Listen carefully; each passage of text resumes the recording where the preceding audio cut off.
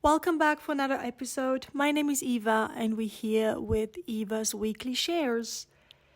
In this week's share, we're going to talk about something that is mostly neglected, and it's the relationship you have with your body. We're all dreaming of the perfect relationship with our partner, with our friends, maybe with our colleagues. But have we ever thought about the relationship we have with our body? I'm pretty sure most of you have never thought of that aspect. I'll give you an example. Have you ever laced up your sneakers feeling like you owed your body a punishment? Especially now in summer, where we gone a little slack, we ate a little more, we drank a little more, we were less exercising, and suddenly we have to go back and hit the gym or go back to our Pilates, and we feel like we have to catch up. And we treat our body like something that has to be punished. Sometimes we treat workouts as penalties for indulging, weight gain, or being too slow. But would we ever do that to a friend? Would you ever feel like this about a friend? So I invite you to change that conversation. I want you to set the tone in a different form, that exercising or moving is not about punishment. It's about being grateful to a body that carries us, that heals us, that adapts for us every single day, every minute, every second, every breath of your life. Your body is there for you, supporting you. And yet, ignorant as we are, we're here to punish it. We're here to show it what it needs to do. Did you know that a staggering 97% of women experience negative thoughts about their bodies daily? Some women go over 100 hateful thoughts every day. The most abusive relationship humans have is with their own physicality, and it's with their own physiology. Ladies out there, 97% of us are punishing our bodies for not looking or doing how we expect. And yet, I'm asking you back, what have you done for your body? How have you showed up for your body so that it can give you in return what you are dreaming of, what you are wishing for? Globally, 31% of all adults, which is about 1.8 billion people, fail to meet physical activity every week. And this keeps worsening since 2010. Each year, between 3 and 5 million deaths are linked to insufficient physical activity. 3 to 5 million people die every year because they chose not to be active. That does not mean you hit the gym. They chose to stop moving. And like everything in the world, everything in nature, if it doesn't grow, it dies. If we don't move, our body starts to rotten. Our body starts to die. In Europe alone, it's 1 million early deaths every year. So the goal for us in today's talk is really to be aware of how we speak to our body, of how aware we are of the relationship we want to nurture with our body, how we choose to show up for our body. Because our body doesn't want or doesn't need us to be perfect. It simply needs us to show up very little, ideally on a consistent basis. Simply 20 minutes of moderate exercising daily, like a stroll in the park, or like low-intensity exercising like Pilates, for an example, reduces premature death risks by up to 30%.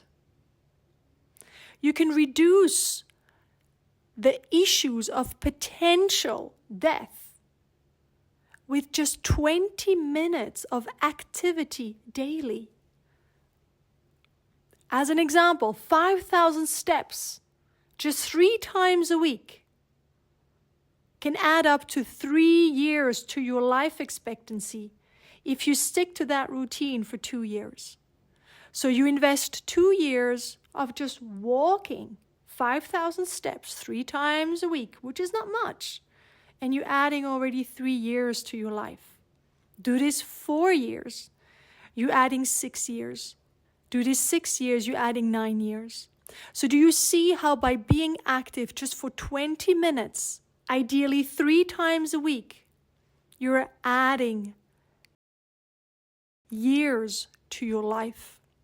And with Pilates, we're not just adding years to our life, we're adding quality to our years. So let us reframe our internal dialogue, because we want to cultivate gratitude-based movement, gratitude-based language. And all it takes is, instead of telling yourself that you have to burn this off, that you have to go and exercise, is that you're being honored that your body can move, that you're being grateful that you can go into movement. And therefore, it's most important that you do something that you love, that it's short and sweet. Maybe you like it hot and spicy. Whatever it is that you like in exercising, stick to it 3 times a week. Joseph Pilates did not convey with less than you showing up 3 times a week for yourself. He was okay with you coming to the studio twice a week and you doing something at home once a week, but he wanted you to exercise every second day, because he truly believed that this was the momentum, this was the rhythm it would take for your body to never fall back into its own habits, into its old habits of neglect, into its old habits of inactivity. He wanted to make sure that life is a progression and that fulfillment and satisfaction comes from progress. No one is happy or satisfied if they don't progress. If you stay stagnant, you will get upset with yourself. Your mind will get upset with yourself. Therefore, it is most important that whatever you do, it has a progression. It has a way for you to challenge you. That's how we set up the Iva Pilates system, because I truly believe that once a week we care for ourselves. Once a week we pull ourselves together and we root ourselves into the ground with very solid foundational strength, where we're being aligned and where we're being unshakable. These are pulling forces. The first one, where we release and where we mobilize, are freedom forces. And the third activity is where we're being challenged, is where we're performing, where we're asking our body the unexpected, and where we try what's impossible and then we forgive. That's how it's structured. That's how you're going to be able to have a sustainable exercise routine with a minimum of 20 minutes each time.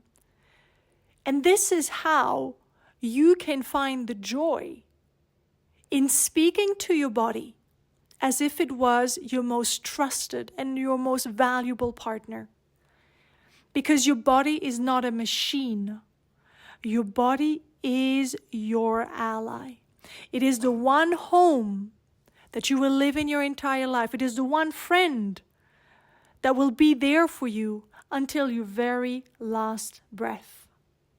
So remember that your body isn't a project. It is your partner. And that movement is the language of gratitude and of trust. At least this is the way we do it at Iva Pilates.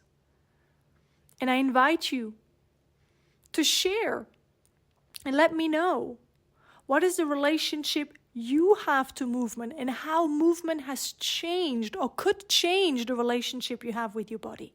Personally, my body has been a place where for almost 30 years I went numb.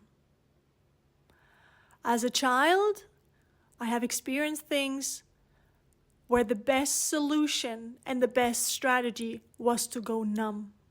That made of me an excellent athlete because my pain threshold was so high. I was able to push myself so strongly beyond any limits because I couldn't feel. I chose not to feel and to be numb.